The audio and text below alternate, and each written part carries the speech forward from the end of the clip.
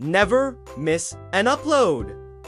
Subscribe for more. After a successful first 3 episodes, Tim Burton's Wednesday just got better with episode 4. The series has already made me fall in love with its characters. Amazing cinematography, and of course, Jenna Ortega. But what did this new episode do to make it better? Let's find out in our Never Miss an Upload review of Wednesday S1 Ep4.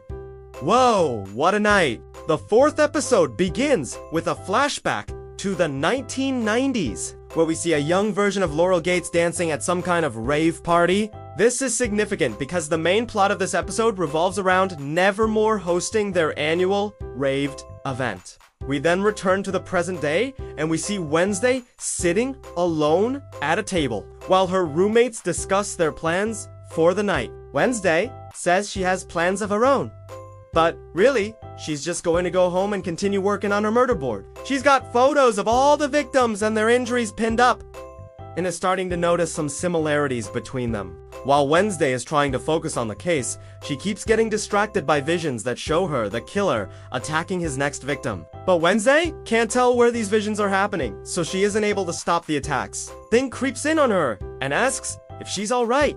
He picks up one of the Polaroids and examines it before disappearing. Later that night, Wednesday sneaks out of her dorm room window and heads into town to follow up on a lead from one of the missing person's families. She goes to a local shop and asks the owner if he has any security footage of the missing girl entering the store, but he doesn't have anything. Wednesday finds a torn piece of paper in the trash can outside the store and discovers that the girl was seen getting into a car. So Wednesday goes to the local library to dig through microfiche to try and find out which car it was. She looks through every car magazine she can find until she comes across a perfect match. It's a vintage car owned by one of the students at Nevermore. As we shift focus to Eugene, we see him preparing for raved by cutting apart old prom dresses to make something new. He then runs into some trouble when he accidentally cuts off most of his fingers. Luckily, Wednesday sees this happen and uses her telekinesis to save the rest of his hand. She then tells him not to worry because she has a plan to get him to the rave. Enid is furious when she hears about Wednesday's plan because it involves her being part of it, and she can't stand the idea of possibly getting blood on her dress. Wednesday reassures her that nothing bad will happen, but she won't be needing her help anyway. Wednesday makes her way to the principal's office to get some answers. She uses her telekinesis to get inside because the door is locked. And once she's inside, she begins searching for clues. She looks through old yearbooks to try and identify the car that the missing girl was seen getting into. But no luck. Then she checks the staff directory to see if anyone matches the description of the man from the vision.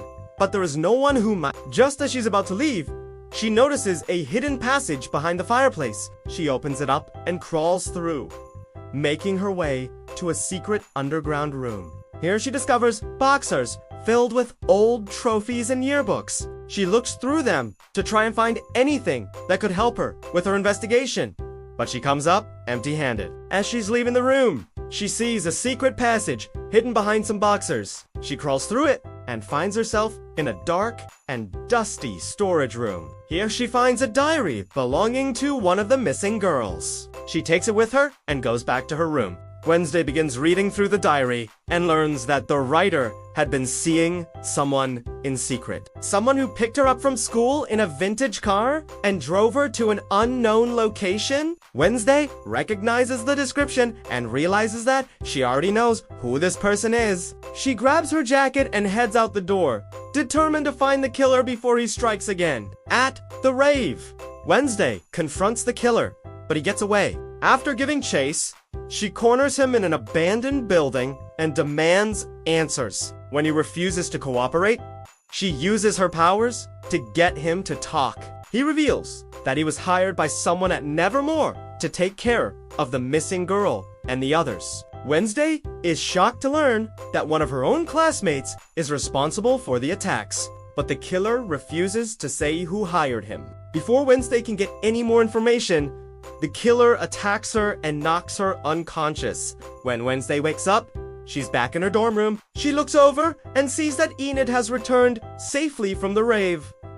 Just then, Thing creeps in on her bed and hands her a box. Inside the box is the severed hand that he had saved earlier. Wednesday looks down at the hand and smiles, realizing that she finally knows who the killer's employer is. At the hospital, Sheriff Donovan receives a visit from Principal Weems, who is furious that her students are being attacked. She assures the sheriff that she will get to the bottom of this and warns him to stay out of Nevermore's affairs. Meanwhile, at Nevermore, Tyler is giving a speech about how much he loves his school and wants to protect it. He looks out at the crowd and locks eyes with Wednesday. She remembers him being the one who gave the speech at her father's funeral. Suddenly, she realizes that Tyler is the missing link in her investigation. She puts it all together and realizes that Tyler is the one who hired the killer to take care of the missing girls. Wednesday is furious and confronts Tyler,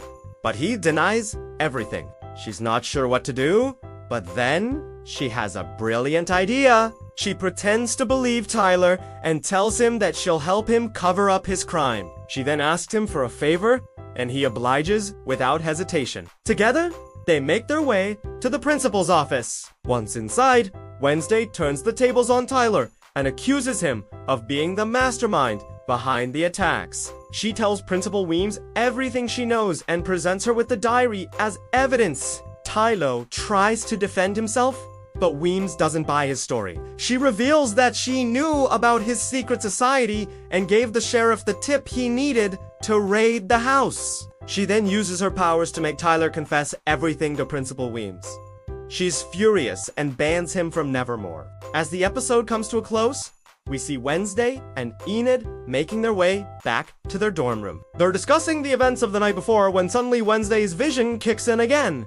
She sees the killer attacking his next victim. This time, she sees where it's happening, so she tells Enid to stay put while she goes to investigate. That's it for our review of Wednesday, Season 1, Ep4. Whoa, what a night! What did you guys think of the episode? Did you like the plot twist at the end? Let us know in the comments below. Also, make sure to check out our other reviews on this show and all your favorite TV shows and movies. Thanks for watching, and we'll see you next time on Never Miss an Upload.